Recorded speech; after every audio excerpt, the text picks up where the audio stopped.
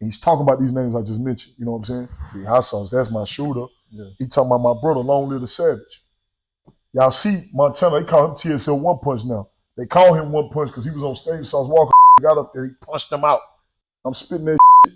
It's about my life at that time. I'm like 17, 18. I'm on the run. It's about everything that's going on in the streets that he know is true. So, bro just went crazy about it. He was with it.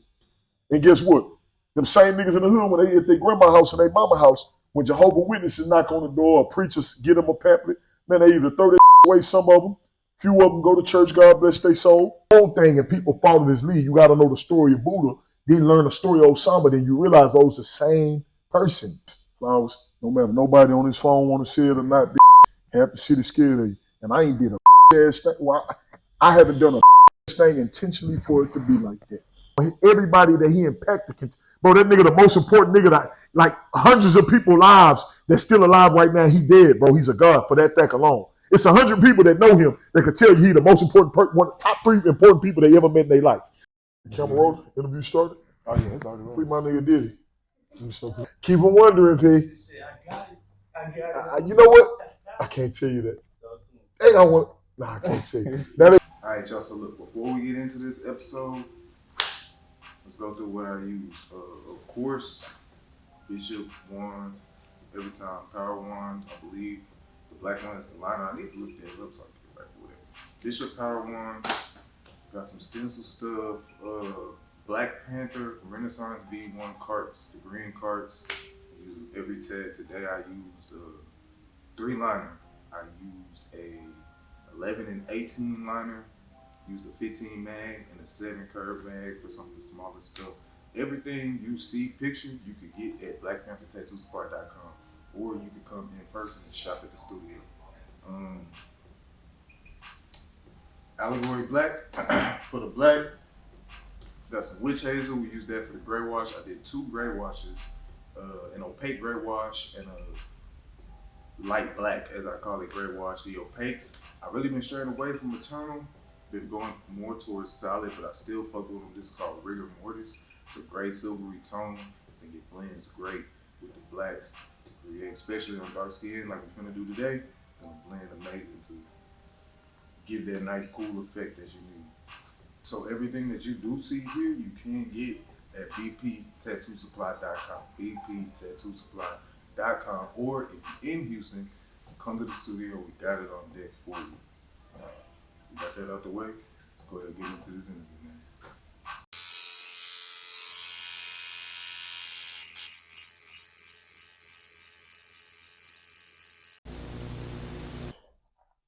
Hello. That's it. I'm ready.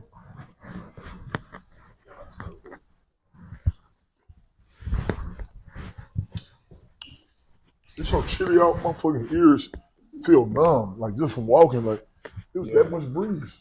Out of nowhere, it was just hot. Man, what? The sun was just shining. Usually so motherfucking bipolar. Should I take the ring off or no?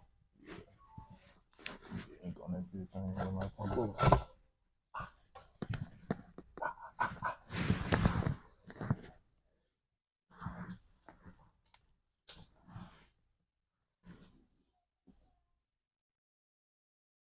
Camera roll, interview started. Oh yeah, it's already rolling. Free my nigga Diddy.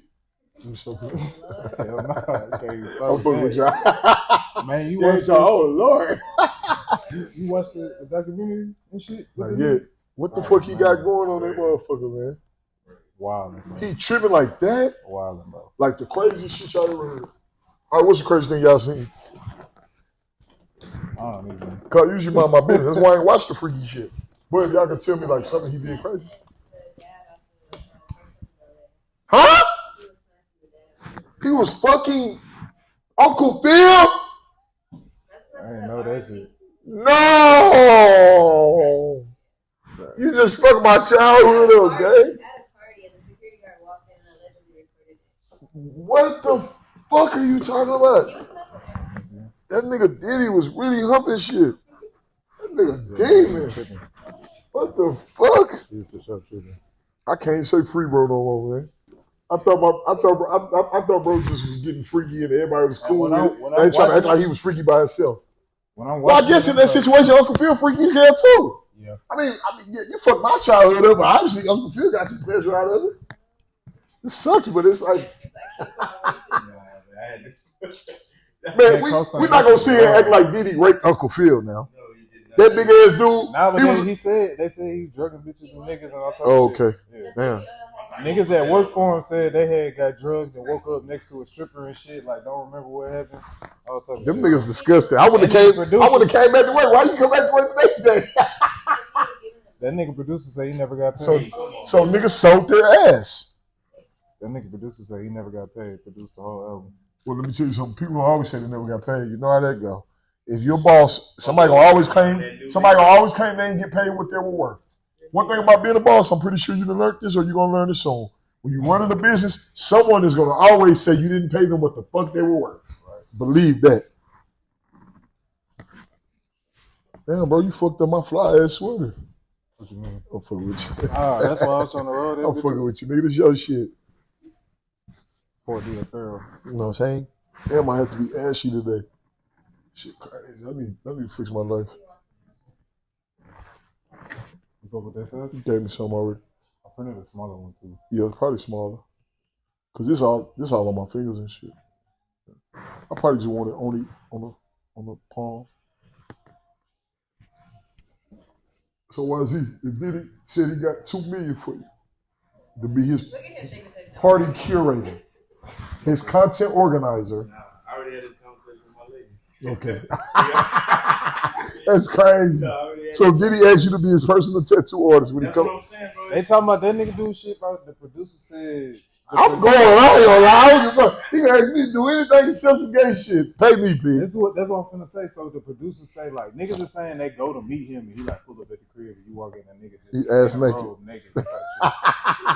First of all, I'll bust out bro, I'll work for you, but you gotta come here, bro. You gotta get your tattoo during the day. This bitch. You ain't putting them on Diddy at 3 in the morning to give him the tattoo. Nah. Even if it's in a public place. No. My nigga say you don't trust it.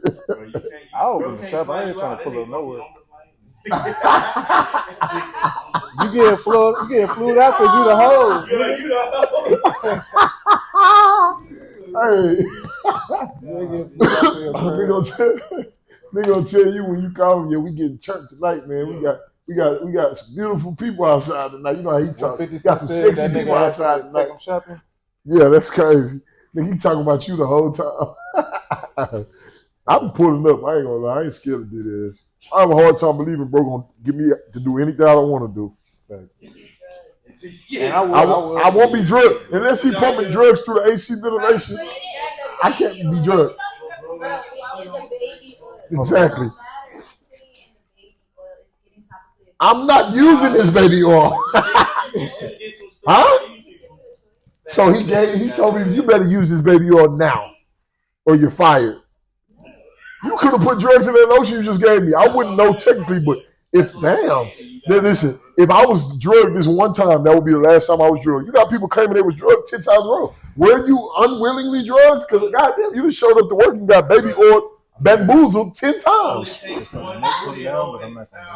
say you're raped, sir. There's not multiple rapists to say I've been raped once. Nigga, one drug and it's all you need. Yeah, but you understand, like, these people are not talking about one night they had with Diddy. Nobody talking about one late night he just did this and it was so horrific I never seen him again. Everybody who they interview and work for this nigga for 4 years, 5 years, their children know him. Their families know him. Like, so you can be bought. Yeah. People can't complain about it now. They wouldn't complain about it when they spent that money. Right. That's what I'm saying. They consented to that. Oh, trust me.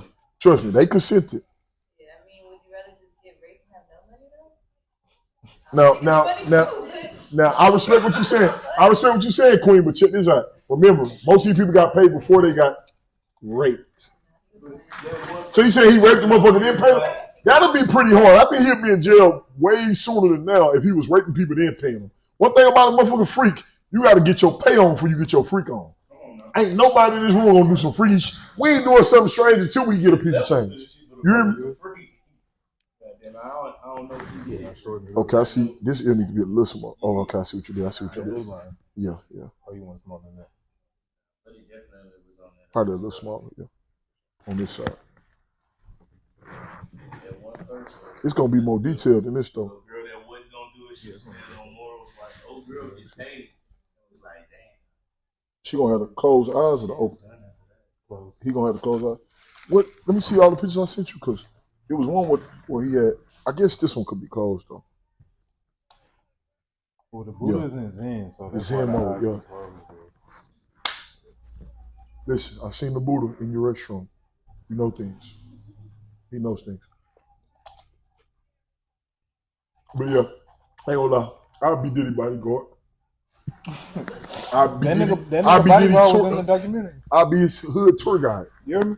The Yeah, bodyguard was in the documentary. Gene Deal. I think so, yeah. Red ass bodyguards and shit. He was just talking about the other shit though. That I feel like he had a lot more shit he had to say. Yeah, a lot more shit he had to do with. He didn't say you damn right. Yeah, he don't talk about that shit. I think I done worked for weirder niggas than Diddy, to say the least. It probably wasn't as freaky. I done definitely worked for weirder niggas than Diddy. Diddy wasn't doing what my big homies them was doing. I can't even say on camera.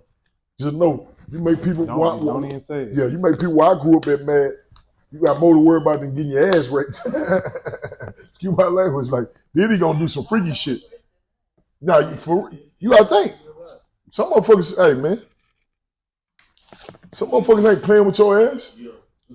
Where I grew up at, it's like that's a good transition. Where you from, bro? I'm from Southwest Houston, Texas. Yes, sir. But I was born in Fifth Ward. But I'm a foster child, so I grew up on every side of the city you can think of. Okay. Like, they talk about Diddy being evil, right? But I think it's way, I ain't gonna lie, he is kind of like different though. Niggas a menace, bro. Because once you're doing sexual evil shit, you probably top tier evil. But then again, man, there's a lot of different anger out here, bro. Yeah, what you call it? The one that I watched though, it put a perspective on where it came from and how his mama was desexualizing his mental. You want to change it? She was basically Perfect. running like I think so. I was just saying, let me sit in the mirror. Hold on. So it was like it was regular for him. Freaky ass nigga here, 69 God.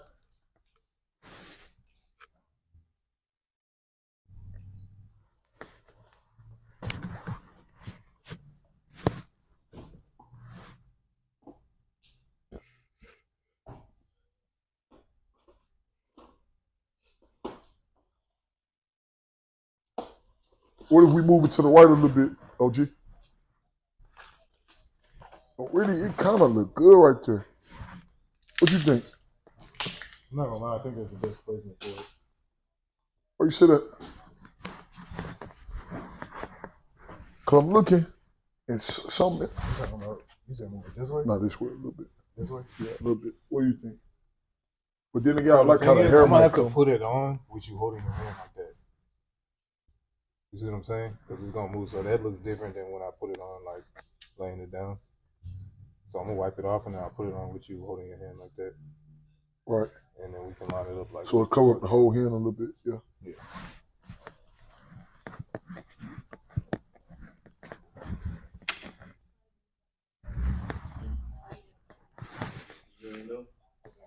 You know for real, bro? You know what? That the man that hurt? Huh? That the man that hurt? Yeah, nah. Nah, I'm talking about that bitch ain't no joke. Nobody ever told me that. Yeah, they put me up too. Like, it hurt? Like, next level? It's your nerve. It's your nerve. Like the You whole wipe it off? Yeah, do it. Like, the whole time it hurt? You get shaped. Huh? Look at the tattoo I'm getting. Yeah. Damn, it hurt like that? I always do that shit. What you call it? It's like, yeah, bro. Like the neck and the face and all that shit has nothing. Like, you don't feel it, bro. Your hand, I don't know, there's something wrong with that, bro. Especially when you get up in that knee, boy. What? Right there in that cusp. I feel like the hand ain't gonna hurt. Yeah. That's what I said too. Cause I was like, man, how many times I stabbed, smacked some shit like, you know, I breaking faces with my feet. Hell no. Well, that's a needle. Yes, sir. In your nerve. On your vein, really, that's what it is, though. Right? And it ain't no, I think it ain't no tissue there. For real. Unless you, I mean, you got a fat ass hand. Uncle Phil. Either way, it's still gonna hurt. We can't even use Uncle Phil no more, bro. Shit crazy. R.I.P. for real. The whole R.I.P. that nigga's whole phrase just. I ain't watching that shit. That shit fucking y'all childhood up. I didn't see that shit. That shit wasn't in the documentary that I saw. Damn, where you seen that? There's multiple. Damn. Yeah, it's definitely multiple ones. Yeah, Ain't 50 Cent making some shit? Yeah. Huh? Uncle Phil was a big old man, if I'm being honest. If I'm really being honest. I was a big dude. Diddy was on some whole other shit. We all what? But wait, huh? My nigga Diddy. A.O.B. Man's is wildin'. What they say in New York? Man's is wildin', yo. This nigga talking about we love a big bitch. Niggas love thick shit, but come on now. We talking about Uncle Phil right now. You hear me? Hey, man, out of pocket. Yeah, man.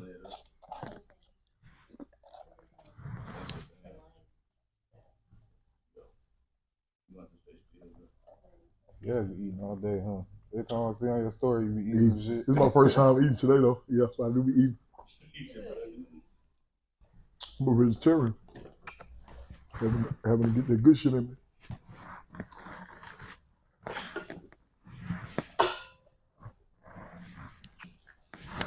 Just like your wrist. Like right there. I think so. That's what it is. Okay.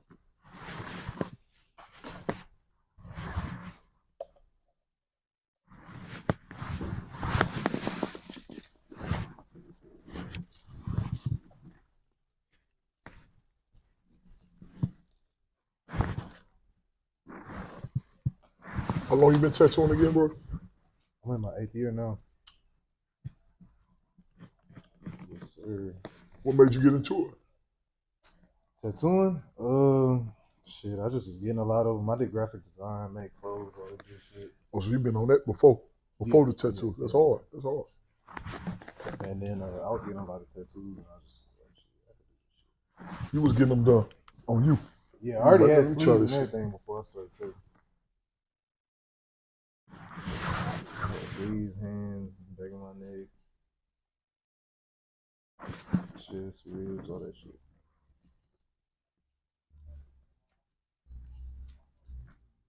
I mean, was hit all the way up. Cause I was like, I already knew I was gonna be tatted. I never knew I'd be a tattoo artist, but I knew I was Gonna have all the tats. Well, I remember when that was a thing, niggas was like, man, who the most tatted? Yeah, this more like it. Yeah, hell yeah. Cause that's straight ahead. Yep. That's right on the money, my boy. Yeah, they changed how you put it, like how you position it, you put it on. Yeah, this right on the money, my boy. Yep. So, yep.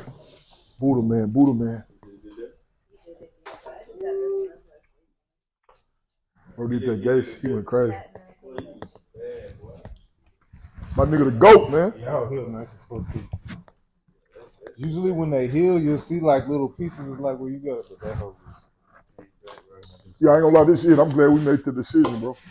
This is it. Cause now that I'm looking at in the mirror, yeah, that's perfect.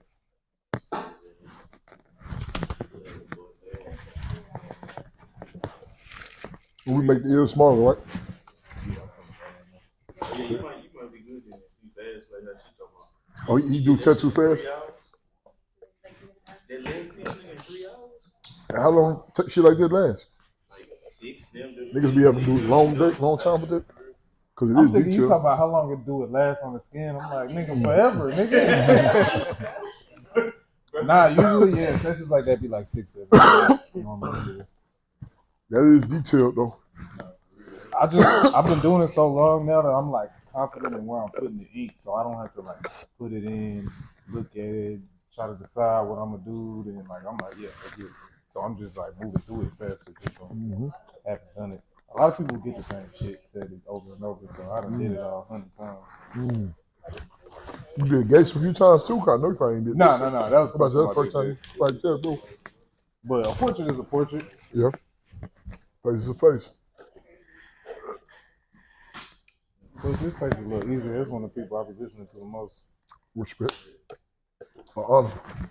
My boy. I just edited your shit. I don't know what it's called. With it's like white and red or like white and magenta on the cover. Like the Arnold Schwarzenegger. And the fucking Yeah.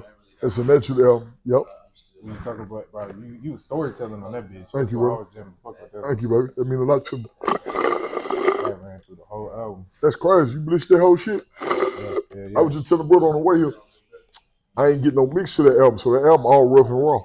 Okay. So that's like an undisclosed. That's like lost tapes, damn near, like Nas lost tapes or like Tupac rough shit. Okay. Because all my music now, a little bit clearer. You make the ear smaller. Yeah, I got you. That was damn right. Shit kind of hurt. Might need a perk. You make it twerk. Free Diddy. Out the box. You hear me? I seen Diddy on the. Oh man. Nah, no bullshit. Yeah, it's way better. That's a wild man. I think it's way better. What's crazy about it though? If bro had them M's, I'd do business with him now. I gotta remember this is a billionaire we talking about. Thanks. All money ain't good money. I'm good with this. That's Thanks, what niggas was saying. Though, I think I seen like Glad say like, bro, if you hit me into him, like I'm pulling up. If he tripping, I'ma leave. I'ma leave, nigga. I'm me. I'm a gangster. I'm a man. I know how to be myself around anybody. If niggas gonna be that weird with Diddy just because he's a freak and he's into things you're not into, then niggas are basically homophobic. Basically. And I ain't trying to say this, not a man right. A man got a right to be homophobic, right? But on the same token, niggas be so big on not offending other people in this generation we in. Well, don't be offensive to that nigga freakiness. That ain't got shit to do with us, gang. Yeah, but if he get convicted of all them rapes and shit, if he get convicted of all the rapes, let me tell you why it's bad. Because we all got sisters, mamas, aunties, and women are not going to approve of us approving of that. Because we not with that type of shit. But at the end of the day, I don't think he raped no grown-ass man. Sorry. Now, the women, I can say, we can't fuck with that, a nigga that's raping women. But I ain't believing that he raped no men. It's going to be hard for me to believe that a grown-ass man, that a man raped him outside of a jail. Whereas he had to be held down by other niggas. And, it get weird when it's you and another person and you can't do nothing about it. But you're a grown-ass man at a party, going to a room by yourself with a man. Off the bat, like, what setting are you in with this man to where he can rape you and you're a man? Yeah. Like, are y'all just at the house talking about $1 million deal you want? What's going on? Is it getting intimate and you not catching on? You getting drunk and high with this man? Think about it, as a man, though, we don't put ourselves in them situations. Took you on a date, you ain't know. We don't never put ourselves in them situations. As men, women, y'all put yourselves, it's sad to say, but women put themselves in situations where you could trust a stranger, and it could be a man, and you not know how flirtation can lead to you being taken advantage of. Men, we don't get taken advantage of when a person is flirting with us, typically, unless it's financially. How a woman gonna take advantage of me because she flirting with me unless she financially taking advantage of me?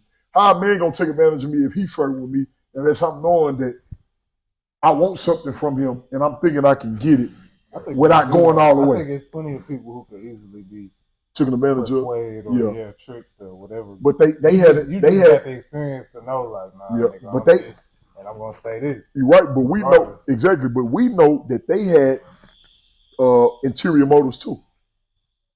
Of course. Like you said, you hit it on the number though. They was trying to reach where that climax was.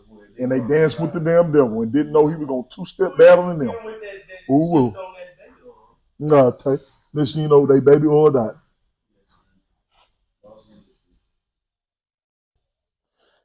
And I always ask this when I get tattoos. Everything clean, sterility? Yeah, you just watch me up in the right here. Speaking of, my brother, Black Panther Tattoo Supply, needles, Renaissance needles. Make sure y'all tap in with my man. Every time, new pack every time. We on that Black Panther pack.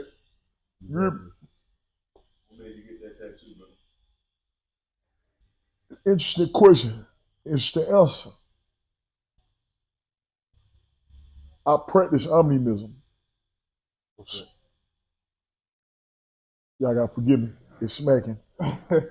So basically, I practice the study of, all religions. I like to look into different ideologies and understandings that we have here on earth.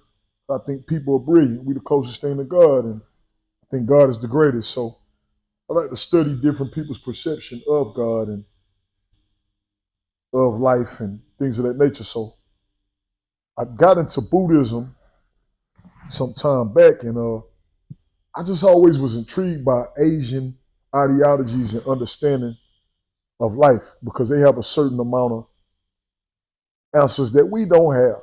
And they have a certain amount of questions, of course, that we don't have.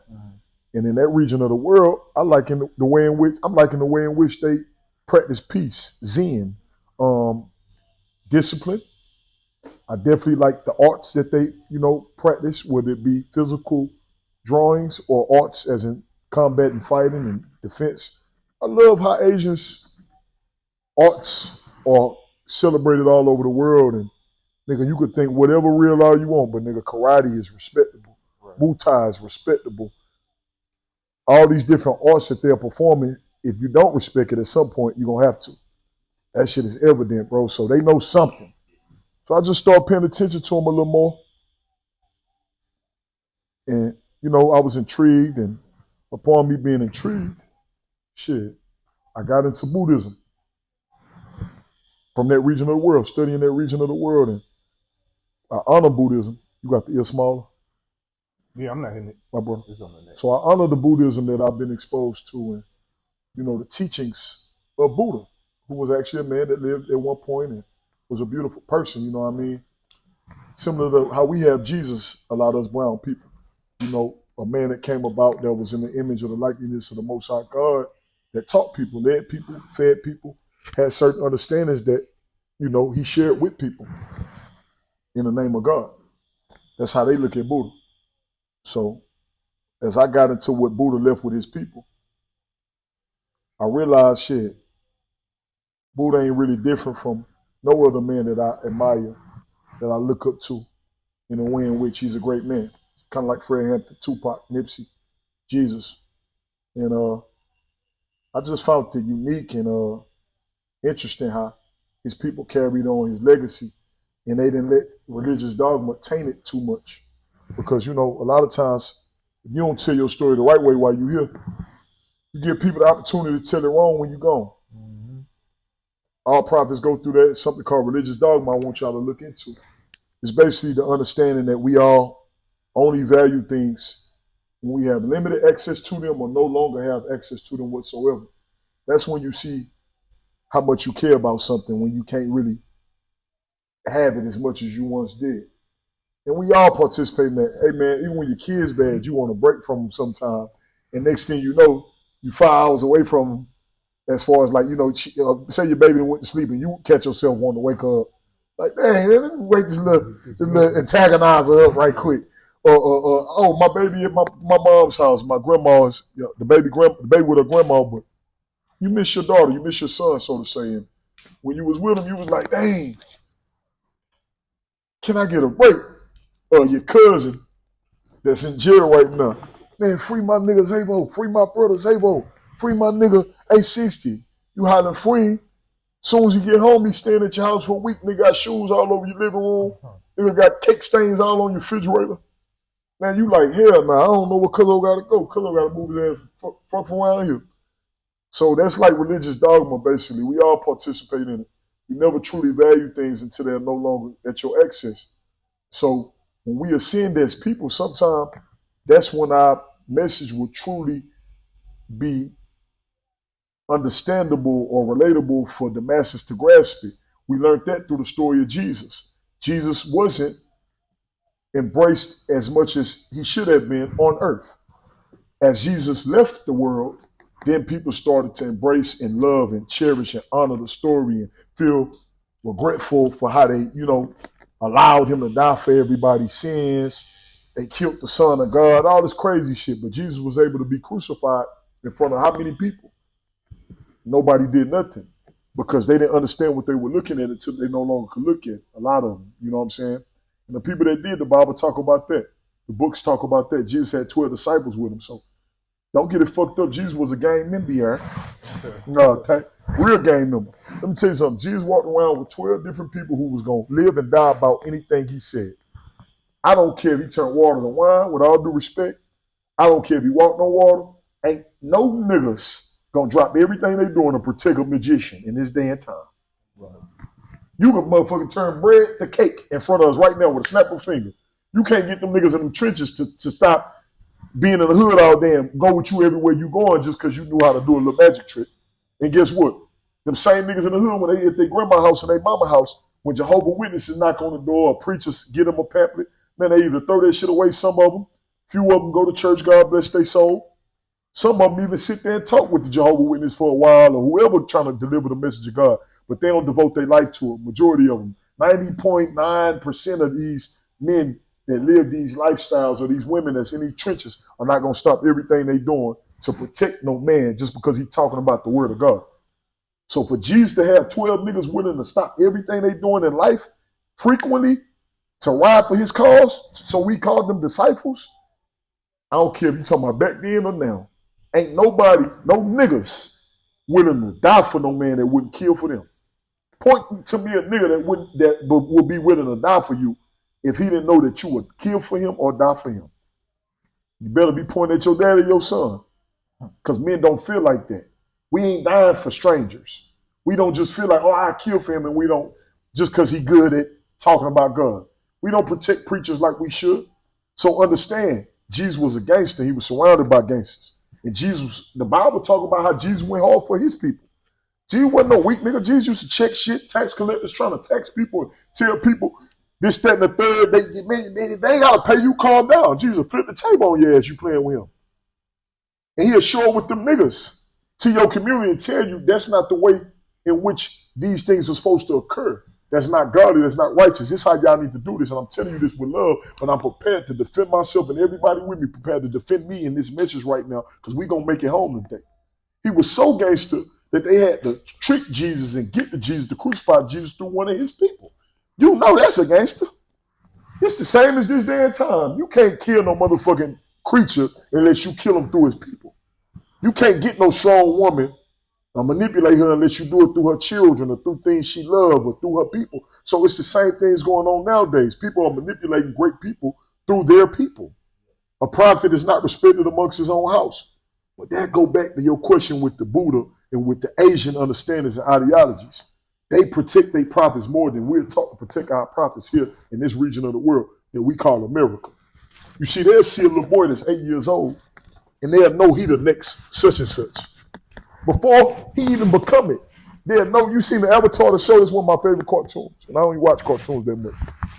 You see how they was teaching Aang to air bend, fire bend, water bend, all this different shit, right? You got little kids over there in Asia that's indigo children, for lack of better terms. You got kids over here that are indigo children. You got kids from Africa that are brilliant children, indigo children. Shoot, this is a little kid in Africa that invented some type of mechanism that you put in a car. You could turn your car on in your garage now, even though at one point you could die from carbon monoxide poisoning. But he invented some type of product that will save people from that because you had a lot of people going through that type of air or something? Yeah, the air was poisonous, toxic because you turn a car on, you in a closed environment. You know what's going on. So the device is supposed to do something to where your ass will live. You know what I'm saying? Look, You might make it another 30. God granted. Yeah, I don't know. It might. You're right. It might be some time and you know what I'm saying. Respect. So even that, him bypassing science in that way, or being finding some type of loophole and being brilliant. You know what I'm saying? So you got these kids, man, like some of our kids that are just so brilliant and advanced and mature. My homegirl daughter, my daughter, like they very observant. You know, they know things. We just kind of, I got one now. By the grace of God, I just had my first daughter. We just kind of overlook that stuff sometimes, unintentionally or intentionally. And people just get on a knuckle. Oh, I see what you're doing. I just stopped it. Okay, yeah, we don't need too much shading. Yeah. My brother. So basically, my nigga. So basically, over there they protect their profits more, bro. Like they got things that they do better than us. We got things we do better than them. But over there, bro, as a great man that needs to be protected by your people, like how they say on the internet, we got this thing where they saying now, defend him at all costs, protect him. Man, them people get whacked today. Lord forbid. Motherfuckers say one smart thing, they say, protect him at all. Bitch, you ain't pulling up. Stop capping. You ain't standing on that shit to keep this man alive. You ain't doing for Jesus. A lot of people talk about this, that, and the third. They praise Jesus. Love, respect. We commend y'all for wanting to have a relationship with the Most High God. But understand this, you wouldn't know Jesus if you was looking at him. A lot of people, because they ain't know Jesus the first time they was looking at him. They think Jesus gonna come back on a white horse with a robe on. He ain't come like that the first time. Or the time before that. People don't understand that nothing in the Bible said that Jesus won't be back. Actually, all the scriptures say that he will be back. And let me tell you something. If we still dealing with sin, we still dealing with murder, we still dealing with deceit, we still dealing with rapes, Lord forbid, we still dealing with crime, we still dealing with so much pain in the world, we need Jesus now more than ever. And people dumb enough to not realize that God sent Jesus over and over again. Because you needed him in the 90s. Y'all don't think the 90s had no Jesus? You would be insane to really think that God didn't send Jesus in the 90s and crack came out. Just think about it, how crazy the world was, how many mamas didn't take care of their kids because they were on drugs, how many fathers were in mass incarceration because of the 3-strike laws. Think about how much we lost as a people. Y'all think God ain't sent us no deliverer in that time? Nigga, the 90s is biblical. If somebody write a story about the 90s and gave it to children thousands of years from now, they would think that that was the Bible. Because it was that much pain, turmoil, sin, deceitfulness, crime, dreadful things. It was bad. It was everybody got a family member was affected, bro. We were in ruins. The 90s was hell for a lot of people, bro. Some people didn't make it out of that, Brody. I'm talking like drugs. I'm talking systematic oppression. I'm talking, I already said mass incarceration, but my nigga, I'm talking about genocide amongst our people. That went on in the 90s, my nigga. The 2000s got a little better, but we still had turmoil at that point. So every now and then, the seasons get very bad, bro. And I don't give a damn what book you read. All these parables, all these different stories from thousands of years ago, hundreds of years ago, they always say that God or the Most High energy sends some type of prophet when times get that dark. And they don't say they came by themselves. It'd be a bunch of prophets walking around. The Asians know that, though. And they act like they know that. See, us as brown people, we look at Ye like, man, that nigga crazy, he tripping, right? He might be crazy, he might be tripping. Nigga, have you read the story of Moses? Nigga, have you read the story of any other body in the Bible? Nigga, they was going crazy. Them niggas wasn't perfect in the Bible. Them niggas was tripping. Moses was tripping so bad, they say he was hitting people. And he killed the motherfucker. Like, we got to know the story of Moses. Moses actually killed the man. Whether unintentionally or intentionally. Moses wasn't perfect. The people that Moses freed from the Pharaoh were literally driving Moses crazy as he was delivering them, and he parted the sea and he got them away and he was driving them to the promised land. They were driving him the fuck crazy. He had to go to the top of a mountain and come back with the commandments and tell people how to live that he just freed. A lot of people wanted to go back and return to captivity and being slaves after he freed them. So understand, Moses was acting crazy too. So when you look at you got to know what you're looking at. Some smart as this, right? Because God gonna always leave clues. Look at him on that camera. They don't know who he is. Look at him. Look at him right here. Look at him on this TV, YZ. They don't even know who that is. See, they look at him and just think a Middle Eastern nigga from. Look at them niggas. And then look at him. Watch this. You see that nigga up there? Bro, I don't care what no nigga think. I know when I'm looking at a God on earth, bro. That nigga right there, the world ain't been the same since that nigga left it, bro. Pay attention. We not even living in the same world before that nigga left. It's always going on, bro. You got to catch on, bro. Since that nigga died, I don't know if y'all remember the week that nigga died, but if you really paid attention to the internet, anything that was going on internationally, that was one of the most important things that happened amongst brown people, but it started to bleed over into other cultures as well. It started to bleed over into politics. Him dying started to bleed over into financial literacy. Everything that he taught his people is still within them, and they're still using it to live life and make multiples of millions now. And majority of his people are gang members, local jokers. I can tell you about one of his partners that I don't even know personally, but that a lot of my partners know personally, that owns a restaurant right now, has percentages of being a franchise owner of several restaurants, and he's a gang member, just based off Nipsey introducing him to NBA players and stuff like that and teaching them niggas financial literacy. Now this man ain't here no more. Everybody that he impacted, bro, that nigga the most important nigga that, like, hundreds of people lives that's still alive right now, he dead, bro. He's a god for that fact alone. It's 100 people that know him that could tell you he the most important one of the top 3 important people they ever met in their life, other than their mom and their dad. That's a god, that's Jesus. But niggas not smart enough to know that. If a nigga could stand with you and be top 3, top 5, or top 10 most important people you ever met, and then you meet somebody else he know, this is just a cheat code. You meet the nigga cousin, and you know the nigga cousin feel like that too. Even if the nigga cousin ain't on good terms with him, you know in your heart, damn, I just met this nigga cousin, and something about their relationship tell me this nigga is top 5 or 10 important people in his cousin life, just like mine. They met Nipsey, the first thing they say, hell yeah, I know that, that's my brother, nigga, that's my, you know what I'm saying? Let me tell y'all something, bro. Yeah, I got him paying right there. Nobody will never forget the impact every man that he met on earth until they leave this world will never forget the impact he had on them. And you can't even get to that point unless you're a God, bro. Like, that's walking, talking Jesus. That's why he looked like that. But they not going to give him that. He was crucified just like Jesus. He died amongst his people just like Jesus. They got stats. My nigga, they got stats about how many people this man employed in 33 years of living. And it's in the 30s of thousands, 50s of thousands, how many people he employed and gave an opportunity to earn and feed their family. I love Jesus, the Most High God. Jesus did not get the opportunity to do that on earth. Jesus did not employ as many people as Nipsey Hussle. I want y'all to go read the Bible. Nothing said Jesus gave many jobs out. I want y'all to know that. So if we can praise Jesus and honor Jesus, I know Jesus will want us to honor his son, his child, his mirror, somebody that's doing what he did and died at 33. Ain't that ironic? Look how God do, though. Look how God play, though. Then look at a picture of Nipsey and look at a picture of Jesus. Fuck philosophical shit. I think, a nigga like me think God did that on purpose. Just because people be playing, they want to show you a white God. And then here come this man that looked like the white God, but he black.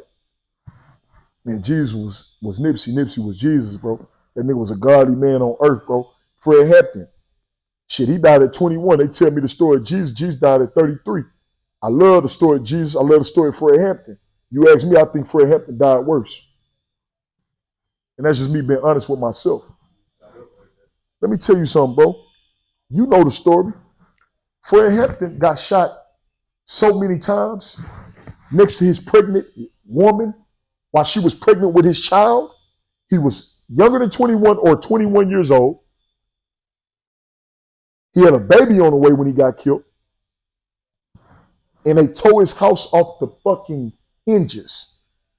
Right now, you can go to certain states that have homes that reenact the house that Fred Hampton died in. Religious dogma. Right now, we can all go into a church and see pictures of Jesus on the cross. That's another thing. Who told people to put Jesus on the cross and put it on the chain, with all due respect? Who told people to put Jesus on the cross and put it on a tattoo, with all due respect? Who told us to walk in a church and respect that our God is on a cross dying up there while we praying to him? That's like if you walk out of here right now, Lord forbid, get hit by a car, and I make a chain of a car hitting your motherfucking ass. Or get a tattoo of a car hitting your motherfucking ass. Who the fuck? I'm sorry, y'all. I don't think Jesus wants us to talk about him dying on the cross all day. I think Jesus would much rather a nigga wear a chain of hands breaking bread, feet walking on water. Am I wrong? Am I right? I'm sorry, y'all. So what do you think about that? Because most of the Jesus tattoos I do, the only time they get them on the cross is when it's a small silhouette. Usually they just get the big face, but it does have the crown of thorns. I don't like that insinuates. I don't like none of that. I don't like celebrating how the enemy won. Gotcha. They were supposed to technically, because that's how Jesus' story got all around the world, and we're all able to hold on to Jesus in our hearts for our whole life and live our life with Jesus because the way in which Jesus died. So the story was told all throughout the nation. But who said we were supposed to let them do that to us? They show us how they killed our God, somebody who came to deliver us and die for our sins over and over again. Why would I be cool with him dying for my sins on the cross and you showing me that while I'm praying to him? Like, I want to celebrate all the good things this person did within their life. So I want to get a tattoo of feet walking on water on my body before I get a tattoo of a man dying on the cross on my body. Because I don't want to celebrate that moment. That wasn't celebratory for us. We lost our God temporarily, and then our God resurrected himself and showed us that he will be with us forever. So why don't we have tattoos of the resurrection? Why don't we have that up in the church? Why don't we see a person coming back to life on paintings when we walk in churches? Why is it all about a man hanging on a cross? I don't think God is approving of that. I think that's religious dogma. I think that's paganism. I think that's them putting it in our face that they can do whatever they want with our leaders. I mean, some small You don't ass. think it's just what sells the most? Hell no, it sells the most because, you know, as I know, we make things sell. The man sell a product, the product don't sell a man. Like, you know, like if they're gonna show, like people think of the movie, like say the Passion of the Christ. That's the scene that resonates with them the most because of the violence of it, because that's what's like the most salacious within our society. Well, you know what I'm saying? I understand, but deep down in our anatomy as humans, that's what going to religious dogma. Yes, Jesus dying resonated with us the most, but in a way in which, damn, we made a mistake. When you read these stories about Jesus dying, I ain't mean it in a good way at all. That's what I'm saying. It resonates with us in a painful way. So we run from all other pain. We get away from all other pain. We try to not hold on to everything else while we hold on to the idea of our God being killed a certain way. Mm-hmm. That don't resonate with us positively. So even that in itself is like some negative ass shit. It's similar to how they got this movie called Judas and the Black Messiah. Y'all seen that movie? Yeah, came out a few years ago with the bro. Now, that movie, I don't know if you've seen, Queen, but it's about Fred Hampton. It's supposed to be an autobiography about the man who portrayed Fred Hampton and gave him I don't know if it was his son or his grandson. I think they spoke about that. Yes, sir. I had watched it. Well, I mean, it says on everything is about Fred Hampton. They call him, the dude name on the movie is Fred, Deputy Chairman Fred Hampton. It's a radical Black Panther movie. It's about the Panther Party, but the movie is called Judas and the Black Messiah. So it's not about the Black Messiah, it's about Judas. So if Hollywood can call the man who traded on Fred Hampton Judas, and Judas is the man who traded on Jesus, y'all telling me these higher powers or people with money can call Fred Hampton Jesus, and we don't know that? We don't know that this is Jesus, but we don't teach our kids that Fred Hampton was Jesus. But the people who killed him can call him Jesus and make a movie about him being Jesus, and we just... So I don't respect that nor honor that. If I don't teach my kids that Fred Hampton was Jesus in the 90s and before that, I'm insane. Because Hollywood is calling him Jesus on a movie, and the man who betrayed him, Judas. And if you watch the movie, you see how he died like Jesus. You see how when he lived his life, they treated him like the stories say they treated Jesus. It's the same shit. And you'll see how all these people listen to him and follow his lead, and he was helping Black people like Jesus. Who? Okay, my brother. Yeah, he was delivering our people. I want y'all to know we would have no government assistance if it wasn't for Fred Hampton and the Panther Party right now. All these breakfast programs, free health care, all that stuff came with a group of 17-year-olds.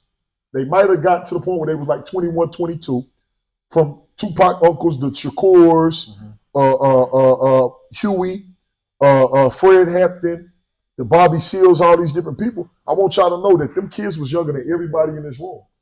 It was 17-year-old Black indigo children that were creating hospitals, banks, schooling, and they were helping our people, and they were 10 years younger than damn near everybody here.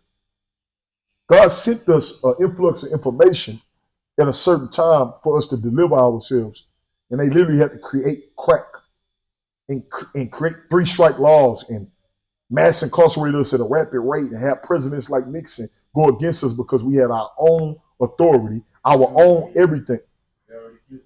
We was coming out of oppression. But at that time, they had to kill our Messiah as well. And who did Hollywood say was our Messiah? Fred Hampton. Give you even one better. Imagine if you do some research and I told you, and I do some research. We do some research together, and we realized that Fred Hampton was a baby when his mama was babysitting Emmett Till. Imagine if y'all searched that on y'all phone right now and dug into it, if y'all felt like it later on or now. That the baby Emmett Till that we know about and how horrific he died at the hands of the evils, Fred Hampton, mom used to babysit Emmett Till. That ain't no coincidence. Man, God gonna put a God in a little kid before God let us sit here and destroy ourselves and destroy each other. God gonna put a God. God gonna put himself, the most high energy, in an 8-year-old before he condemn us as a people. But it's our job to protect that 8-year-old. Same way the wise men and a bunch of different people protected Jesus. The stories talk about this. But we don't protect our prophets enough, brother. So that's why I'm getting a big boot on me. And even deeper, right? Who I told you I'm getting on this hand. Osama? So this Buddha tattoo is one portion of the tattoo. Buddha is on my left hand. Osama is on my right hand. Osama bin Laden. Let me tell you something, bro. It's the same people. I'm here to teach my people. Buddha and Osama bin Laden are the same person. No, sound crazy. Relating it back to like how you saying the Messiah and everything. They were messiahs of their people to some degree, or leaders, or warlords. Let's just say that. Buddha was a messiah type person for his people, but Buddha thing wasn't about really delivering people physically. Jesus was doing that. Nipsey was doing that. Tupac was doing that. Buddha went on a personal odyssey that people gravitated towards and followed his teachings. Same with Osama. Osama didn't make nobody do nothing. Buddha didn't make nobody do nothing. Nipsey made niggas do shit. Jesus made niggas do shit. Tupac made niggas do shit. These niggas did their own thing and people followed them. Even Kanye makes niggas do shit. Buddha did his own thing and people followed his lead. You got to know the story of Buddha. Then learn the story of Osama. Then you realize those are the same person. I don't play when I read. If they tell me a story of you and they tell me a story of him and y'all got the same life to me, y'all the same person. It might be certain things that are different, but if you lived 100 years before him, y'all definitely the same person. So do you think it's like the same energy, or you mean like literally as in reincarnation?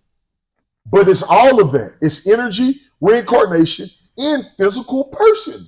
Because if we go as far as to see, do people act alike that look alike? Yes. We've all met someone that look just like somebody and act just like them too. So then, because you speak a lot about God, how do you view heaven and hell versus reincarnation and afterlife? I can't answer that, Queen. But I want to answer it in two different ways, if you don't mind.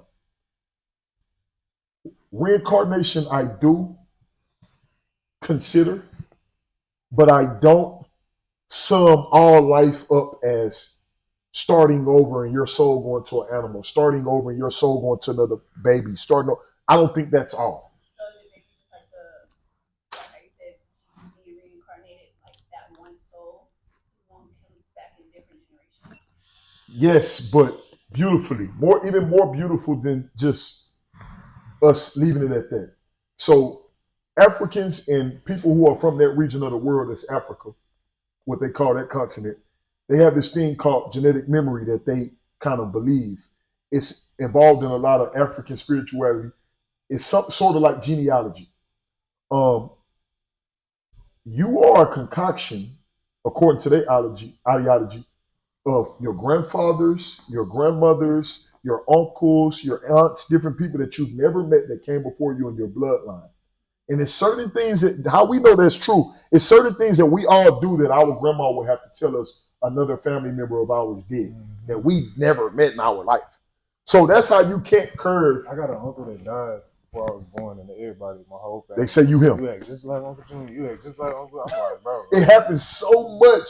I had an uncle that, or somebody that died before I came. My great grandmama's son died. She had like 13 kids. One of them died. Shout out Alfonso. They by the time, all right, this is my great grandma. My grandma had her kids, then my mama had me. And they say, same thing. My great grandma always say I remind her of that baby. So it's like, we are concoction. Basically, we are not alone. We are with our ancestors. Our ancestors are with us. Our habits shit, even if you deal in science and you don't want to be all metaphysical with it, nigga, why do you think they say cancer is hereditary? Why do you think they say high blood pressure is hereditary? Nigga, something is being passed to us from without our knowing. Period. Even if you go to the physical, if you go to all that. So to answer your question, Queen, I do believe reincarnation exists, but I also believe in the other things. A lot of people pick one thing. I think anything the human mind could fathom as truth, to some degree, has some truth within it. Because we're that brilliant and we are an example of God, and God gives us information. So if people feel like people can return through other people, and we see evidence of that, that is the truth. If people feel like people can go somewhere and be lost in darkness because of the horrific things they've done on earth, that is the truth. If people feel like we go to a better place after this and we are one with them peace, you got people that died and came back and said it wasn't that painful. That has to be the truth. All of these things have some truth to them, and I feel like we all belong, but we're all small pieces to one big ass puzzle. We're all important, but you can't see the whole picture of the puzzle without every piece. So here go these Christians, here go these Buddhists, here go these people who study Islam, and they all want to be one-sided and say, I'm this. But remember at the beginning of this conversation, I said we practice Omnism, which is the reason why I'm getting Buddha tatted actively, because I am a Christian, but I am a Buddhist, and I am a Muslim, and I am a few other things, but I'm not all of them individually. I'm all of them together because I feel like they all have some truth that can deliver my people and help us. So yes, reincarnation is true to me, but I think it's so much bigger than just how they term. The reason a lot of us don't embrace reincarnation because they made it hard to understand, in my opinion. Yeah. Once again, if these two people act alike, but they both here right now, they just act alike. But if it was like my man's uncles and his whole family say he's a carbon copy of his uncle, and he hasn't met his uncle is nowhere around, they're definitely the same people. Energetically. Because 10 people ain't gonna lie to him and his family about somebody that passed. Period. So, Buddha on this left hand, Osama on his right hand, because when I study their stories, I'm genuine and wise enough to know that this man Buddha lived thousands, hundreds, maybe more years before Osama bin Laden. Osama bin Laden was alive when we was born. Right. You know what I'm saying? Alive and well.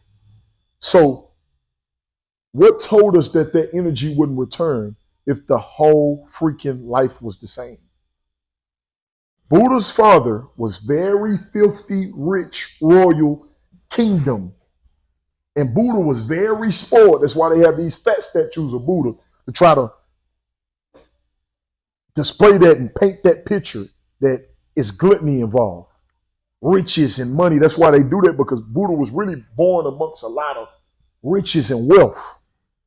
But the real Buddha, it's two different Buddhas. The Buddha he painting on me right now, the skinny Buddha. The Buddha he got in the restaurant, the skinny Buddha. Them little rolls knotted up that you see on people, the stuff I'm getting taken, that's Buddha too. But a lot of our people, brown people, don't know that that's the same person. That's not the same person. That white fat person with the bald head is who they saying is Buddha. But if you Google Buddha right now, this person gonna pop up. So the pointed is more pointed than round at the top. Yeah, and he got the cornrows. But why do they do that? They symbolically trying to diss at Buddha. They shoot slugs at all the prophets, talk shit about all of them to this day.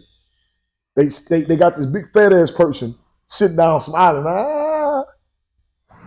but that ain't Buddha, bro. That's actually disrespectful. But they saying, basically in so many words, the man was spoiled. Because over there in that country, the bigger you are, the more you looked at as money. Over there in their country, and people not game enough to understand that they're not studying the story of Buddha to know that Buddha went a long time without eating on purpose. Buddha's whole story was, in so many words, him feeling grief, pain, and sorrow from being born into all these riches and all these blessings and all this kingdom stuff, and not being exposed to any pain that was on earth, any famine, any drug abuse, any any struggle. And when he seen that struggle, when he left his dad's kingdom one day, he had never been outside the kingdom or the palace. He left. The man seen that struggle, came back home. He had a newborn child he was just having, had a child mom living with him within the palace in the kingdom, had a dad that was spoiling them. The man ain't never walk on regular floor. They put roses down when the man walked. He left all that shit and went and lived like a normal man. Search the story of Buddha. Stop eating, stopped enjoying riches, stopped enjoying all the perks of life, and wanted to experience life from the perspective of these people that he had encountered that was experiencing these struggles and these pains. Go search Osama and understand that man lived in a cave on purpose. They make y'all think that this man was hiding in a cave from America. Why was he in the cave? Osama daddy is an oil, let's just say for lack of better words, in a country of God. This man was born to too much wealth, too much riches. And he went and lived in a cave, my brother. And he got skinny. Because they did, I ain't gonna lie, I'm born in 95, so exactly. I'm like 6, 7 when this is on the news. But I do remember they was trying to make it seem like he was all scared and trying to hide. That man wasn't pussy. That man wasn't worried about nothing. How he scared and y'all seeing his homeboys are strapping bombs to them and getting on planes and running them into places. One thing them people was is scary. Hey, I don't know one nigga that'll strap a bomb to himself and walk nowhere to kill nobody. Them motherfuckers was going out in a blaze of glory about what they believe in. You could kill them. They don't give a damn. Wasn't none of them scared. How was they scared? They strapping bombs to their kids. Crying with their kids, feeding their kids. Nigga, ain't none of us gonna sacrifice our kids. Nigga, it got to a point where they couldn't strap bombs to themselves no more. They were strapping bombs to their kids. And we look at that like, man, that's sick. Man, them people would have died so their kids wouldn't have to die. They just knew they couldn't die no more. Enough of them had died. We wasn't going to let them trick us no more. So they was making kids run up on U.S. soldiers with bombs on them. Do you get what I'm saying? They stood for their beliefs, whether right or wrong. Before we get into the opinions, they wasn't scared. And they was willing to live and die about what they believed in, and we got to respect that. And Osama ain't telling them to do that. They try to blame Osama bin Laden for all that on whole ass shit, and he didn't tell them to do that. Google picture Osama right now on your phone, brother, please. Because with me, it's like, my mama raised me better than that, bro. Like, our grandmas, bro, they raised better than that. Anybody Google picture Osama bin Laden, y'all tell me if y'all looking at an evil man, bro. We smarter than that, bro. We're smarter than that. We know when we're looking at someone that is wicked, gang. You can't find one picture of Osama. Do he look like a bad guy? He don't look like no bad guy whatsoever. You can't find a picture of him that look like this person they painted him to be. We just bought that shit. We just bought that shit. You can look that man in his eyes and see his soul. That man wasn't no evil, wicked man. Am I wrong? Why do he look evil? And we black people, bro, we connected to the earth. We know what's going on. We looking at some shit. We know a motherfucker ain't right. Come on now. We don't know nothing. So we was babies. We was going to walk off from your ass and you was on bullshit. We know little black babies know not to talk to certain people. You can't trick a little black baby if you got a certain energy on it. We ain't fucking with that shit, man. That man was a great man, man. We just let them sell us all these lies. I know he was a great man without meeting him. Let me tell you how. And I don't vouch for a lot of people ain't met. What made you research him? I'm a student of Gaddafi.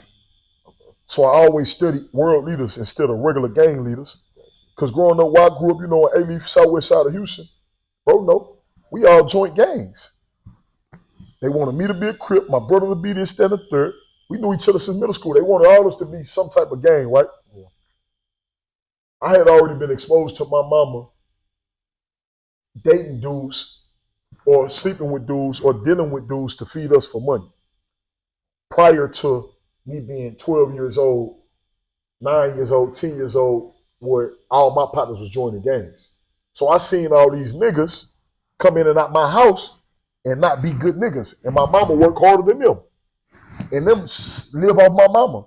And them mooch my mama. And I'm the kid that used to run outside and write the license plate down or take pictures of the license plate so that if my mama don't come home, I know, you know, what's going on and who to call the police on or whatever as a young nigga or who to look for or whatever my mama told me to do at that time. I was a little kid, but basically, when my partner started joining these gangs, I told myself, for a nigga to be my big homie, he had to be like Jay-Z. Because In what way? financially, intelligently, at that time, Jay-Z was the biggest black man I knew or knew of. Pac wasn't alive. I was studying Pac all day, every day, looking at Pac, but Pac wasn't alive. Yeah. So in my head, I told myself, man, a nigga had to be a big old black man to be my big homie. Because I ain't finna let these niggas that I'm seeing get on the Metro bus tell my brothers do certain shit that they ain't even gonna do. I'm not finna let them niggas be my big homie, bro. And I seen them niggas be hoe ass niggas to my niggas. And we was 12 years old. The ambition too, though, to where it's like, bro, you not finna tell me I want to be this, and you not that. Yeah. You can't really tell me what I could do because I'm not trying to do that. My brother. This shit look live as hell. You ain't gonna shade it too much though, huh? So they can see what it is. So it's real. Like, I'm gonna wipe it so you can see. That's crazy, bro. I got Buddha man. Oh, okay. No. So I'm using your skin as the light parts, Mhm. and then I'm just blending, just building it up. Beautiful. My only concern was it being too dark to where they gotta ask me who is it. Yeah, I don't think it's not an issue, but what I always do is I can go lighter, especially since you said that. I'll go lighter, and then if you want to darken it up after it heals, just pull back up. Perfect. Bro, and then I'll rather light. Yes, sir. I'm glad we you can go. That. You make the ear shorter. Yeah. You make the ear shorter. Yeah, that's what it's like. Dang, they trying to make my boy ears too big. They did, not you. That was like some well, when you pull that image up, that's always how it's depicted. Are you talking about how they're two different I think ones? that's something too. Anyone that has the longer, like a person that has gauges or some shit. Yeah. You know what I'm saying? And at that time in history, I know that's the only reason I accept the long ear Buddha. Because at that time, I know they had different decorations on their bodies. They had different altars. So that's why I trust the long ears. But you never know how they dissing us, bro. They can have this man ears on these pictures big just because they say he listened too much. You know, they got stories. You never know. You can't trust them. They got stories of Buddha sitting under trees, meditating, zenning, and just listening to the word around him and becoming one with everything. That's how he came into the prophetic ways and understandings and teachings to the point where this man starving himself in front of everybody, right, not eating. His partner's coming along making fun of him like, you're not going to eat today, Buddha? You're not going to do this, that, and the third? Man, next thing you know, them niggas starving themselves. Them niggas not eating. What are you doing? Man, I'm telling you, bro. Buddha influenced people by leading by example. Study the stories. Same with Osama, my nigga. Osama was living in them caves, rich as shit, live as shit. And next thing you know, all them communities was in them caves too. Next thing you know, all these followers, why you think they blamed Osama? Why you think America blamed Osama and started talking all this shit about him and making him out to be that? Because the leadership. That's what I was going to say. I'm kind of like I don't know if I was. Bro, this is my favorite, bro. This is so beautiful. Conspiracy theorist to where I don't believe that America did anything for whatever reason they say. So I'm like, they could have depicted it however way just because they needed someone to be the scapegoat. There we go. You see what I'm saying? There we go. So I mean, well, that's this. I'm listening. I'm like, that's this country. I know. I don't know. That's you're older than me. That's this country, big bro. Period. That's what we looking at. We know they tactics. Like, we know how they move. That they went to the moon. I think when I got exposed to Buddha truly, I'm 28 now, so I think I had to have been like 25, 26. It was as of recent. Who's the next people you feel like you're going to begin to look into their teachings on that you haven't so far? You know what I mean? I'm going backwards. So it's honestly a certain amount of prophets to where you'll be learning more about them for life. Because remember, they're God. Like, you'll never know enough about Jesus. I don't give a fuck who you are. Like, you can go and study more things about Jesus, and you're going to find more things about Jesus. You can go and study more things about Tupac. You're going to find them. You will never know enough about none of the prophets for your whole life. You can spend your life trying to know everything about Moses. You won't know everything about Moses. Same way with the living prophets. You can spend your whole life trying to find out everything about Kanye. You don't know everything about Kanye. Say it again. The camel? A lot about me is this. Like what we talking about. That's what I am. I'm not nothing but an information giver. I'm not nothing but a leader. I'm not nothing but a deliverer. I'm not nothing but a helper. I'm not nothing but a genuine man. I'm not nothing but a gangster. I'm not nothing but a honorable man. I'm not nothing but a person that want God to accept me as a work of that energy, the Most High God energy. So as I get into all this shit, I'm gonna be the same the whole way through. Now my stories, you're gonna have to go and figure out with others. Me, like I told you the other day when I got into an argument with whoever, I had to tell them niggas, man, anything you heard about me, whether bad or good, is all true. All that shit true. I had to tell them nigga like a man, look, brother, because a lot of niggas hit me with that. Yeah, Flowers, I feel you, I'm gonna respect it, bro, because you know these niggas terrified, and it's sad, but it's true. I love these niggas, but these niggas will tell you, I done been told to my face by my partners, Flowers, no matter nobody on this phone want to say it or not, bitch, half the city scared of you. And I ain't did a bitch ass thing. Well, I haven't done a bitch ass thing intentionally for it to be like that. But let me tell you something. True or false, right or wrong, I got mistakes like everybody else. They got mistakes just like me. And all of it's true. A lot of it's rumors when it come to me, when it come to like a motherfucker saying certain shit. But anything they say happened, it was me. Because I don't really get lied on like he did this and I didn't do it, you know? Like people most of the time say I did shit I did, you know what I'm saying? But like how I feel, they will lie about, you know? Like they're gonna lie about how you feel. They're gonna lie about how they think you want to do. Like they're gonna basically a motherfucker say, man, I can't do this with this girl because I think she gonna do this. Man, that girl might ain't want to do that shit. But if they say, man, that girl broke my goddamn car window, 9 times out of 10 she did that shit. It's an action. Nigga, it's an action. So all my actions that they speak about, that shit happened. She did it, but to your point, they ain't say what the nigga did why she broke the car. That's how they get us, brother. That's how they get me. That's how they get everybody, bro. They always talk about what you done, but they not talking about why you had to. But we're responsible enough. I'm responsible enough to know that some shit I shouldn't do no matter what the hell you did to encourage me to or provoke me to answer to you. So the thing why I can say all of it is true, because cheat code, I can live with everything I ever done. That's the only reason I can see it before y'all say all of it's true. Because I know everything I ever done, it wasn't really because they made me do it. Nothing. I'm not the nigga that's gonna see it when you say, Flowers, bro, we heard this at the, they made me do it. Nah. Hey, bro, they ain't made me do a bitch ass thing, bro. I be making decisions out here. Real life, and I'm gonna keep it that way. Anytime I get involved with anything good or bad, I make a decision, brother.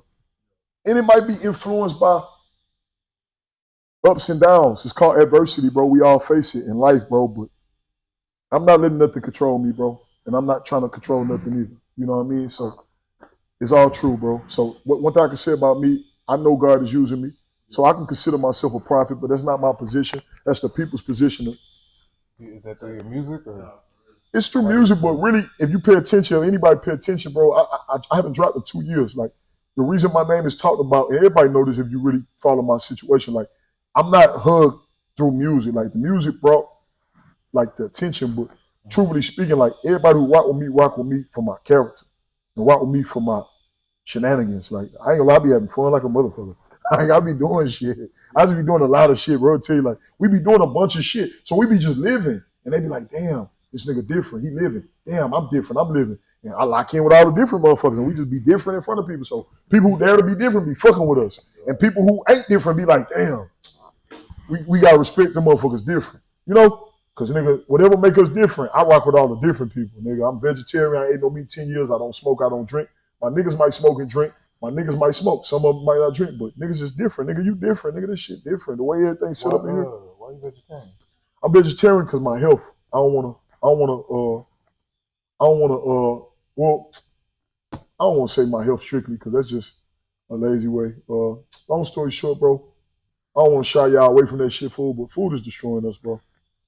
It really is. Like, everything destroying us, though, but it's like, I just want to preserve myself, so it is my health. So that's why. So are you like growing your own food, or you just need like zero, like? I'm praying to get to that point. You said growing my own food? Exactly. So I have to start somewhere. So I say I'm not eating your food. I'm eating things that I cook. That's still a step closer to actually growing it myself. I'm not to the point where I have my own farm and I'm like nurturing my own. Absolutely. And you know what I found interesting? It's crazy you asked that, Queen. it's a few women, right? And me being a charmer, I like women. I love women. I don't know. I got sisters. I got a mom. I was raised by women. So beautiful women throughout my life have always been like, dang, like helping a nigga. And it's hurt a nigga too now as of recently, because I don't bow to women. I don't have no Samson spirit. So in our generation, some women have Delilah goals or Jezebel energies, and they want to conquer a nigga, whether good or bad. I don't really got no spirit that's gonna bow down completely. So that shit done went against me sometimes. But long story short, women are nurturers. Y'all are like inevitably, I'm trying to say the word. Y'all are organically capable of nurturing things, feeding things, and watching them grow. Y'all are mothers to society. So it's like, don't y'all find it ironic that at a certain age, no matter if she's in a 2-bedroom apartment, a 5-bedroom house, or a mansion, a villa, a palace, or a shed, most women, if they get a certain age, desire to have some type of garden? It's crazy. Like, it's crazy. Why? Because they want to watch something grow. They want to nurture something, pour into it, and see it. So it's in y'all being and anatomy to be that, a nurturer. So exactly, you said the perfect word. So my need for having a garden is kind of give like the women that I love that opportunity. My need to have a farm, to have that land, to have those acres, is to give my children an opportunity to be what you described when you said, do you grow your own food? I haven't in my life as of yet. And I'll probably be 28, going on 30, going on whenever God grants me the power to do so. It'll be now in my life and moving forward. My children have the opportunity at 5 or 6 if I instill it into the women around me and into the kids through the women. Because God knows I don't have time to sit there all the time. But one person who's going to, at some point, want to have that garden, it's that woman. Buy that girl a garden, bro. It's that simple. Like it's that simple, bro. Give her some land to motherfucking, take care of them kids, get them tomatoes out there. Like, that's the need for me. Yeah, but when your music started booming out there. When my music started making noise in Houston, it started in Houston. Honestly, my first song dropped. I gotta be honest, like on my daughter, my first song dropped, bro. That shit did hundreds of thousands of views. I never tried to be a rapper. I put that on my soul. If I'm lying, man, I burn in hell. What song was that? It was called Talking Shit with Maxo Kream. But to his credit, give my bro his flowers, he was already very popular in Texas. So if my first song is with a popular nigga, I'm in jail, he dropped the song. I never had to try to be an artist. I came home and I was Maxo. I'm on the phone with bro. I heard you on was that album. That's why, but I just remember your name. Yeah. So I don't think y'all did really videos. I was in jail, nigga. I was 18 years old. When I met you, I'm like, I know your voice. And you said your name. I said, oh. So that's how the world got introduced to my voice. I'm in jail. I'm 17, 16 years old, protecting Maxo, making sure you can't sneeze or cough next to him, right? Remember, my story is the valet man becoming a club owner. So I'm noble. I've been around Cuz. Exactly. Face my boy too. I've been around Cuz for a year or two. He don't even know how to rap. It's to the point my cousin's like, man, bro, I don't know you rap this. Because my whole hood counting on me to rap. They know I freestyle. They want me to rap. But we in the streets. So bro ain't never heard me rap. We making sure the street shit go correct. Because he's the rapper. I promise to you on everything I love. I'm making sure couldn't nothing go wrong with bro. We backstage at his show. Free TSF One Punch. That's my brother. He with Sauce Walker now. Shout out Sauce Walker. And Long Live Hot Sauce the Savage. That's my brother's my right-hand man. We was the you know what team, right? Us three. We was the team that get that phone call when bro needed protection or when it was an issue, right? But I was the one with some sense. And if I said it, it go. They were just murderous, to say the least. And they were, and niggas know that. Like, if you go listen to Maxo music, he's telling y'all the names. Like, he's talking about these names I just mentioned. You know what I'm saying? The Hot Sauce, that's my shooter. Yeah. He talking about my brother, Long Live the Savage. Y'all see Montana, they call him TSL One Punch now. They call him One Punch because he was on stage, Sauce Walker. Nigga got up there, he punched him out. That was like the first day he was around Sauce Walker. And from that day, they go, nigga, your name One Punch. One punch, knocked his ass out. But trust me, bro don't fight you unless he being nice. So saying the least, These guys are serious guys. We were all brothers. We grew up together. At that time, of course, I had to be a serious person because that's what life threw at me. I'm backstage at Maxo's show. We just did a Make Sure Bro Good. We don't know who runs nothing. We just know our bro rap. The nigga that Maxo was signed to at the time, well, I done talk so much shit the memory card for. Yo, this shit so loud. Can I look in the mirror? Yeah, let me wipe it up real quick. My nigga.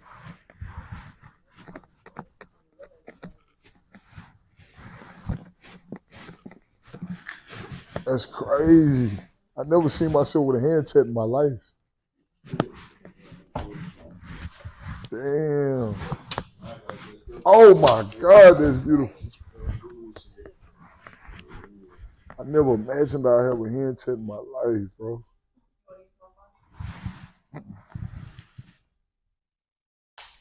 Nigga, when they be calling you D on God, everything they talking to me, niggas call me that too. Hell yeah. This shit so far. I'm in love. Shit crazy. My boy to go. That camera still recording? Yeah. Memory good? Y'all see me in the game. My boy. What's how I finish the sentence? I know I know they call you D, but D what? Davis. D's always got the end. D Davis, man. My nigga D Davis, man. Oh God. D's always got the name in there so well. That's crazy. As long as they see that 4 in the chest, they know what it is. Come on now. 4 times. This man. But yeah, nigga, so I'm backstage at the show. This shit unique. I want you to know this too, Ozzy. Nigga, this shit different. It was really crazy to me. Oh God. Real talk. It's on. You fix your so boom, check it out. Nigga, and that's the truth. But check this out. I'm freestyling backstage, me and my niggas, me, Montana, and households, even though we was in the streets. And into the dumb shit, we love to rap. We kids, man. We all want to go to the NBA or be a rapper, bro. All black kids in America want to be in the NFL. Majority, like 90%, high 90s, want to be in the NFL, NBA, or be a rapper in the era I grew up in. It wasn't no streaming. It wasn't no, I want to be a YouTuber. Like, we all either want to be, niggas know, like, nigga, we want to be NBA, NFL. Which one? NFL. My nigga, you look like a little running back. Older, nigga. And I'm like cornerback, but you get older and niggas is your size and shit. You like, damn. Like, man, you could look at, look like that. Oh God, y'all could look at any black man in his 20s. If a man is 19 to 30, 19 to 40 right now, you would ask him if he wanted to be in the NBA or NFL, and that nigga gonna tell you. Because that's all we wanted to do in our era, be in the NBA, NFL, or be a rapper. The good thing about our generation, though, is now we got more options. Because, you know, our parents and shit, all them niggas, you had to go to the military. They wanted to be in the military. They didn't want to be in the military. They didn't know what the fuck they wanted to do. They didn't want to, but I'm saying, if you don't want to sell dope, take your ass go to the military. Or you going to goddamn work at some weird-ass job, like some Henry Ford-ass shit. They ain't know what they wanted to do. That's crazy, bro. We the first ones to, like, kind of, like, be field niggas that get paid. Be able to think for you. You know what I'm saying? Like, you go run and jump, nigga, you can make millions. Or you go rap in front of a crowd, nigga, you can make millions. Our kids could sit at home, imagine that, and literally say what they want to say to a camera and make millions, nigga, if they say it a certain type of way. Bro, this shit getting crazy. My nephew come in here when I first opened. What's up, y'all? This my Uncle D's shop. Blah, blah, blah, blah. This nigga don't got no YouTube channel, none of that shit. He getting it rocking. Woo! That's live, bro. This shit getting crazy, bro. And he can make it's going to, bro, the LeBron of podcasting, the LeBron of basically, LeBron was the LeBron of our ways of being millionaires, bro. Like sports. Right. Like LeBron is the epitome of what all young black boys who wanted to go to the NBA wanted to be. Him and Michael Jordan. We got our football goats and greatest. Bro, they have streaming guys who sit in chairs that are their goats. I'm saying they have our kids and like nephews. That's their goat. That's their LeBron, but he's just sitting in a chair. He's not moving. He's just, bro, what the hell just happened? They liking that shit every step. When I say that the kids don't even play the game, they watch another nigga play the game on YouTube. They don't even play it. They don't even gotta have the game. That's crazy. They rather sit back and watch. Never had it. Don't want to buy it. They just want to watch this. That's crazy. You the youngest nigga. That's how it always was. That's why it's cool. Yeah, That's why it's cool. Oh, God. You must have been the youngest nigga. That's why it's still watching it. See, I was always the second oldest. That's crazy. Oh God, you the second oldest too? Yeah. That's live, brother. But yeah, bro. So I'm rapping backstage at this show, YZ. The nigga who Maxo signed to, shout out to bro, or who he was signed to, is like both our brother, big brother at this point. But at that point, I ain't even know him. I just know Maxo. I'm on the street side helping bro. I'm rapping backstage, freestyling with my niggas. The nigga bro was signed to sent the little cameraman to record backstage at bro's show. We don't even see this little white boy in a cut with this camera. But he's recording us all freestyling. Me and two other niggas, and we all just street niggas freestyling. We not trying to rap for nobody. We by ourselves rapping.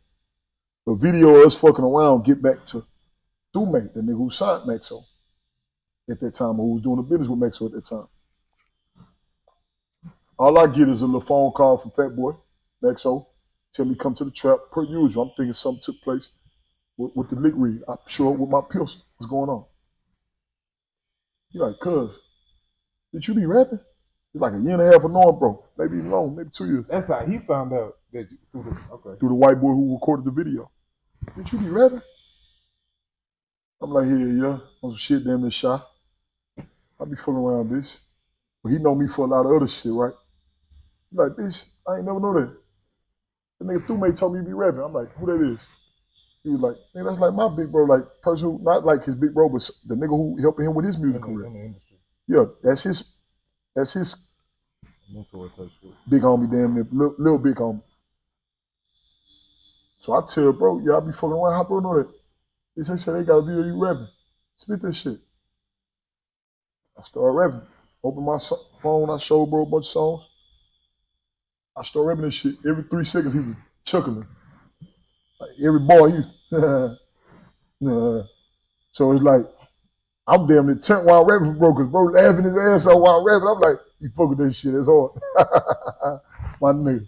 And then we fucking around so hard, but I'm little bro who makes sure he ain't got to worry about nothing on the dangerous side. He big bro who, just to keep him safe and not say too much, he big bro who had more going on, who would tell me, hey, I'll do this. If you show love like this, I got you. Niggas know what's going on. So, basically, it ain't have nothing to do with music. So as I'm rapping for this nigga, he know everything I'm rapping about truth. Because remember, he know me for all kind of other shit at this point. But it was just genuine. I'm spitting that shit. It's about my life at that time. I'm like 17, 18. I'm on the run. It's about everything that's going on in the streets that he know is true. So bro just went crazy about it. He was fucking with it. He told me something I'll never forget. I ain't gonna say it right now, but he told me something I'll never forget, and he did a real nigga thing. He said, and because of what he told me, something that I'll never forget, because this nigga a prideful nigga, shout out to Fat Boy. He don't talk like this often. But when he told me that what I needed to motivate me and let me know that he felt like I was who I was and I had a chance, he told me, I'm gonna get out your way. My people who put me on want to put you on. He ain't try to sign me. He ain't try to middleman. He ain't try to middleman me. Yeah. Got out the way and let them start managing me. Now I'm like Mike. Now I'm a little bow wow on like Mike. The little nigga that niggas only used to call to show with 30 niggas with black t-shirts on to your show to make sure nobody said nothing, did nothing wrong. I was the little nigga that used to call and have everybody. I went from being top enforcer, showing up with all the niggas, and we just here to protect you, look out for you, to bow wow on like Mike. Now your managers is calling me Ubers. When Uber first came out, I didn't know what the fuck Uber was. I felt so live. A car was outside waiting on me. I was like, oh shit, I can go anywhere. This was Uber first coming out. I'm like, damn, just see the address and I get a ride there for real. I'm still driving stolen cars this time.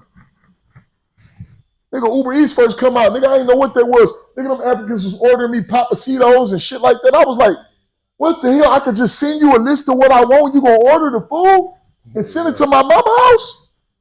Man, them niggas was going crazy for me, nigga. I felt like Bow Wow on like Mike. I had they gave me a little nigga number I could text when I'm hungry and all that. I was like, yeah. I'm in my girlfriend's house, but you want to order something? I can get her some right now. I felt so loud. I was like, what you want? I was like, look, man, all you got to do is pick on me, go on to me. I'm telling you, she going on the menu. She picking her little knick-knack paddywhack. It really showing her tired, though. This was Uber Eats and all this shit wasn't even really just out like that. These niggas scamming for the food. Back then, I'm 18, so nigga, this 10 years ago. Probably 17, probably 11 years ago, nigga, I felt so lit, nigga. I didn't know one nigga who ever got no food order. I went back to the hood exposing that shit to my homeboys. Nigga, you know you can order shit, not pizza, bitch. I'm talking about some real Mexican food. Because it used to just be Chinese food, pizza. That's it. We was the first ones to be able to order, our generation first ones to be able to order actual menu food. You know what I'm saying? So them niggas ordering it for me. That's how I got exposed to that shit. And them niggas booking my flights. I had never been on flights. To be real, brother, like God the honest truth. God the honest truth. 2 Nigerians showed up to my mama house. I was in and out of jail. I had a few mug shots at that point. I was getting in a lot of trouble. They showed up to my mama house. God the honest truth, I put it on my soul. They gave me $20,000 first, cash. They told me, whatever you doing, just do it the right way, because I was already hustling. I was driving to Cali trying to make things happen. I was trying my best to stop robbing. You know you need a little bit more just so you could get out the way. They hit you with that. Okay. They brought me that little dubster. Yep. I mean, honestly, that's better, bro, because it's not like you finna just, even if a nigga would have just brought gave me $1 million, it ain't overnight. Yeah, you're not finna just, exactly. I ain't gonna make my own bread no more because you a man. So they brought me $20K. Exactly. They give me the dub ball. I end up, you know, trying to flip that and whatsoever. Then they come back with a contract. Because we was already talking about the contract coming for me to be signed. They were saying they were going to buy me a car, a chain, and give me like 50 grand. But my job, I had already put so much work in for Maxo personally, even though I'm not dealing with him no more, I'm dealing with his people. Mm-hmm. So cuz telling them, like, y'all know type nigga bro is, take care of him. You know what I'm saying, bro? Genuine nigga bro, really out there. So if y'all gonna fuck with him, bitch. So to their credit, everybody kind of gave me all that money up front because I had already put in so no problem. Yeah, man. They ain't want no problem. And I had already put in so much work. I didn't even ask for the money, so it wasn't even about wanting no problems. Mainly about them really wanting me to be away from the bullshit I was around. So they really gave me a chance. The boy showed up with like 50K. My first contract, they gave me 50K. I was like 18, 19, 100,000 in facts. So they showed up, dropped their money on me in my mama's living room. Rex. They ain't had a car, but they told me they was gonna buy me the car, and they did buy the $20,000 chain. My first piece of jewelry was 20 grand. I ain't spent $1. Swear to God. Them Africans put me in position, bro. I can't even count. But I always been the type of nigga to deal with foreigners, though. I'm a liaison, so to say. It just. Well, it's like you were saying about the religion. You open to different things in different cultures. Exactly, brother. But I'm only doing it to deliver my people because I realize now more than ever, man, them motherfuckers, same Africans I was signed to that Maxo was doing business with, they put me on with each other. They stole from each other, and they company don't even stand to this day. They parted ways, and in the midst of that, I was their artist. And that's where you see D Flower was on fire with Maxo dropped my music, and a year cat went by. Then, to answer your question and go back to it, nigga, my first song did 100,000 views in a month. My second song did 100,000 views in 2 weeks. My third song did 100,000 views in a day. I swear to God. My first 3 songs were on World Star. Go Google it. This one, World Star was the shit. So because of Maxo connections and because my voice was so unique to a lot of people at that time, it wasn't no Pop Smokes. It wasn't none of that. It was Young Thug. It was Maxo. It was Sauce Walker. It was Travis Scott's. I was a breath of fresh air to a lot of people at that time. And I was a young nigga. I was younger than all of them. And nigga, my first video, I got $20,000 on my neck. And I ain't dress up nice and have a model girl and rent a car. No, I'm one of the first, probably the first young nigga in Houston to shoot videos in hoods. When I started rapping, no disrespect to nobody, niggas were not rapping unless they looked like a rapper. So when I started rapping, niggas would pay models, niggas would pay Michael Ortiz, niggas would rent cars. You had to look like a rapper to be a rapper. But my big homie was smart enough, the African nigga that came and got me was smart enough to say, no, Flowers, you're going to be the first nigga with a black t-shirt on in a hood with a bunch of ugly niggas like you be every day. Y'all just young, ugly, grimy looking niggas, but you gonna have 20,000 on and you gonna be using your voice and rapping. He seen that shit. I ain't see that shit. And it worked. I never, ever didn't get immediate views. My first song did 100,000 views in 1 month. Second song did 100,000 views in 2 weeks. Third song did 100,000 views in 1 day. I remember the day I had more views. I remember, World Star to tell you who you dropped next to. I remember the day I dropped the song, Young Thug dropped the song, I had more views than him, and it fucked my head up. Because I was listening to him. And I know he wasn't listening to me. I was like, damn. You said, damn, I was one of your views, nigga. You said I was one of yours. So I realized the power. I realized the power of oomph. Like my voice being how it was at that time, and then all my shit being on World Star. I had a cheat code. It got on World Star because Maxo had those connections, and he didn't really have them. His people had them, but it looked like he had them because they were using it on him. But the same people who had them use it on me. Do you know what they had to do to get this shit on World Star? Like what kind At that time, niggas had to pay like 10,000. Oh, but I had it for free because Maxo was a working, walking, talking artist who World Star was willing to work with his people. It was on their website or on their YouTube logo? It was on both. I was on the headline of World Star when World Star was the shit. I don't want to go too dark, bro. We pretty much done. I just want to add, because this is going to fade right here. Okay. So I want to add a little bit more underneath so it stays black. Okay. Okay. Let me look in the mirror. This shit's so beautiful. But yeah, that's how I started rapping. I ain't gonna lie. Views, it was bots. The same bots that people talk about. Mac Miller blew up off them bots. And he was saying that the label was paying 10,000 for like the shit Drake talking about. Yeah, on YouTube. Yeah. All them niggas went through it first, but then obviously, we get hip to it, so then we start doing it, so it came less value. So then now we can, anybody go buy a box for $30. Well, you got to buy the right type of ads. Like, it's all ads. Yeah, but I'm saying like actual bots though. They doing it. I know they doing it, but the thing is, they don't really. You talking about as far as views and shit. Views like you on count. YouTube. But everybody do that though. Everybody do it. But they got everybody do it now because people saw the work in it because they were paying 10,000 for it. Like they matter, so people start a company just where you set all these cameras up. The they thing set up all these computers and run them hoes. Yeah. Day. That was the way they were doing it back then. That was That's what I'm saying. That's like the old fashioned. The business, through all my businesses, nobody fucks with something until other people fuck with it. Yeah. So if you run your shit up to 30,000 views, people gonna really start watching it because they like, damn, 30,000 other people. Y'all like saying the same thing. I'm probably gonna like it too. Yeah, I'm agreeing with them. Yeah, exactly. Like, that's why they do that because they already know nobody gonna fuck with till somebody else fuck with. That's why they gotta get all these. That's crazy though. That people act like that. Yeah, I don't know what it is. I've seen it with literally every business. Why people act like that though?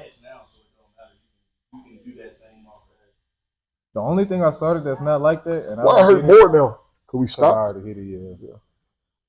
The only business that's not really like that is piercings, and I don't know why people don't give a fuck. Even if you just started, they don't give a fuck if you pierce. You pierce that shit, bro. Fuck it. Yeah, I guess that's a brave. That's a brave decision. You like fuck it. Let's just do it. Get it over with. So they don't care how professional. I don't know why though. I feel like a piercing, bro. What if I fucking stab you? I'm trying to pierce your mouth, stab you in the lip. Because they probably cook their mind and be like, fuck it, let's get it over with. I know me when I first got my shit pierced, niggas be scared how that shit gonna feel. Yeah. It's so quick. That shit don't hurt the nose hurt. Them little lips cute.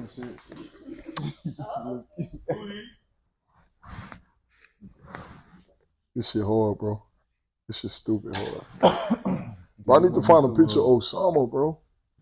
Yeah, I'll keep looking. They just don't have too many pictures of him.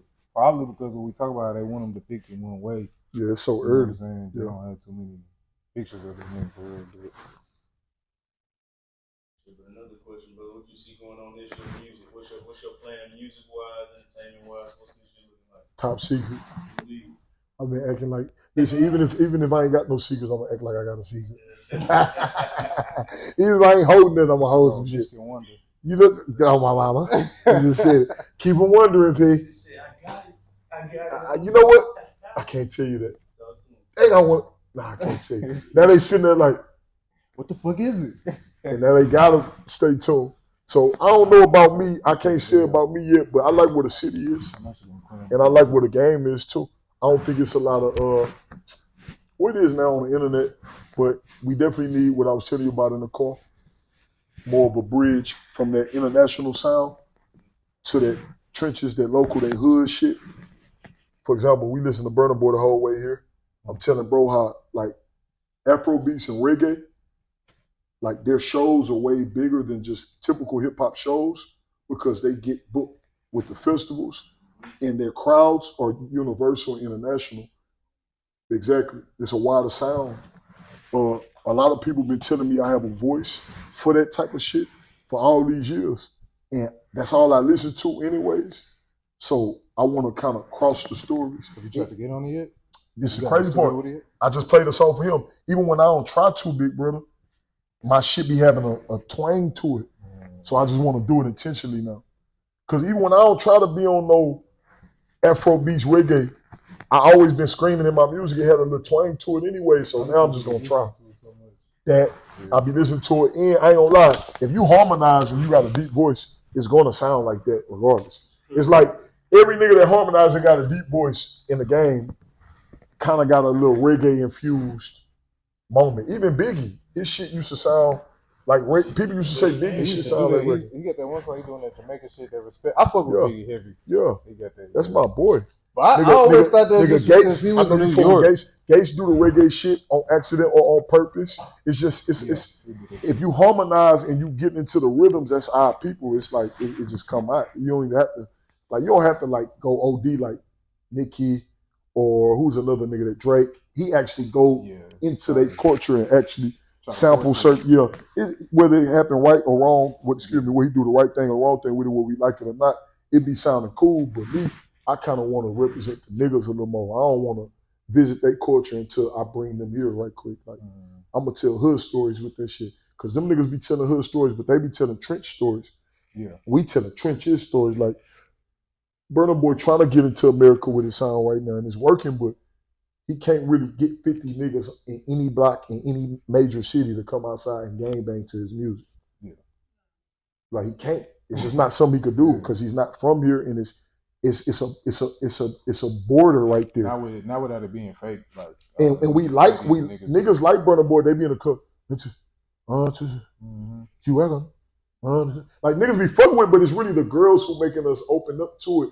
Niggas not really in the club when that last. You know what? Everybody go Judge Breakfast. You don't see niggas throwing a crib up. Like niggas play Pooh Shicey. Them niggas. They get down. You play some motherfucking Boss Man D-Lo. Niggas in the club, nigga, Boss Man D-Lo is bigger than Burna Boy. But on the books, Boss Man D-Lo ain't fucking with Burna Boy.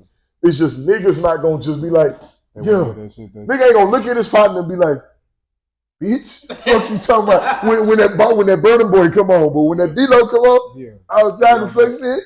I don't like my life. We gonna look at his partner like I don't like my life. We gonna be looking at each other like I don't like my life. You know what I'm saying? But Burna Boy come on, niggas ain't on there. I don't know why, but you gotta I gotta be the liaison to understand the middle. Like I know shit that niggas relate to in America. He can't really say that because he's saying shit that our girls be like, and we, the women liking it. They be like, he said, everybody go to breakfast or some crazy ass shit. You know what I'm saying? Cause I know all that nigga music, like word for word. I fuck with bro shit, but so you be listening to that every day. Man, that shit gangster shit, bro. Till we listen to four Burna Boy. Four Burna Boy songs on the way here. I know. Bro, I ain't gonna hold you, boy. Like I had to But I speak a few different languages though, and then like it's real like life. You said, the girls be playing. I be hearing it. They fucking with What I was gonna say about him, I never connected like that. I've heard so many hit songs and it was all about the same person. Damn. I'm always just thinking it's like something from the genre. What type of music do you like? You like tough ass music? I only listen to music if I'm like driving or tattooing or working out. So I'm gonna put you on a song from the nigga that you might like, but what type of? Because he got some shit. But what type of music? And it's not even just him. I just go to the shit like how I listen to your shit. When I'm driving, I just go to his shit, listen to the whole shit. Yeah, I don't give a fuck. You like gangster shit or you like storytelling shit? Smooth, yeah. Gangster shit. Man, that nigga got some shit. I'm gonna show you one. As long as a nigga ain't yelling at me, I can fuck with it. Oh, that nigga be yelling. I ain't gonna lie. I be yelling too. I heard this shit though. That shit don't be like. I mean, like high pitch, like. Yeah, them niggas hoes. I hear the scrunchy voice yelling too. Them niggas hoes. But shit, before we stop, bro, I want to thank you. We got the best pum pum in Kingston. Tell me about your bird. Hey, that's that jailhouse, sis. Hey, I'm gonna tag you in this, so y'all got to get in this video. Y'all ready? Y'all ready? Y'all ready? I'm from the camera roll and I'm tagging all of y'all. Y'all ready? Y'all ready? Y'all lick y'all lips. Y'all ready? Y'all ready? Y'all ready? Let's do it. Okay, if you want to be tagged, jump on the camera. I know I got to tag my boy. All right, I know the girls be having to be dressed. You're like, we don't have nothing on. You ready, my bro? Because we got to get your new page rocking. Get it together. Tattoos. You got the best from Kingston. Bro, we're crazy on my ship, man. Shout out to my motherfucker Brady from a nutty. Tattoos XD, man. Follow me. Yes, Follow sir. me, bro. 4 times. Get everybody together. My bro, the big folk. Hey. Big folk. Hey. My nigga, you just never get on social media? Nah, bro, they deleted my shit last year. Why? Boys getting free. Hell nah, I wasn't doing shit. For real? They deleted my That's shit. crazy. Come over to this nigga. Try to walk off on him. We in 4D Studios. We just got that boy D Flowers tatted up. Some fucking look, Flying Conversations, 4D Studios, 4D Apparel. Hey man, listen, kill me. Houston, Texas, man. 3640 Hillcroft Street. And if you ain't stop by, you're hoeing yourself. Stop by 4D and come rock with my guy. For me, okay? This is your legend, man. Yes, sir. I'm so in love with this tattoo, bro. Yes, sir. 4 times. My bro, the big folk. Yeah, I got the other You trying to get a picture, bro, for the thumbnail? Hell yeah, we have to. Yes, sir. 4 times. My bro, the big folk. You got the best from Kingston. Bro, went crazy on my shit, man. Shout out to my. Tell that pussy we don't like them.